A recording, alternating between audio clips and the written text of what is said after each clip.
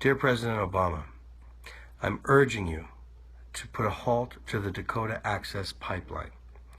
This is not just an issue of indigenous sovereignty, although of course it is extremely important to stop a foreign oil company from potentially contaminating the watershed for the Standing Rock Nation that has no other water source, which is also the watershed for 17 million people. But it is also the primary fight in our fight against climate change and fracking and oil and gas contamination in the United States right now. I'm urging you to use your power at the Army Corps of Engineers to deny the pipeline access to drill underneath the Cannonball River. You probably know that we have 3,300 significant pipeline spills of oil and gas between 2010 and 2015 alone.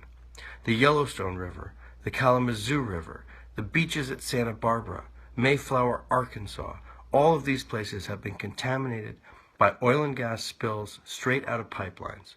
In fact, in 2012 alone, in 2012 alone, the oil and gas industry spilled 15.6 million gallons of oil, gas, wastewater, and fracking fluids onshore in the United States.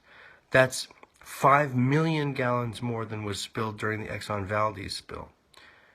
The oil and gas industry exists in a permanent state of criminal negligence. No one is monitoring these pipelines. No one is monitoring the activities of these companies. If we have a spill underneath the Missouri River, it will contaminate the water for 17 million people. Right now, you can take action to preserve your legacy as a climate champion and as a champion of civil rights and indigenous rights, and stand up against the police brutality and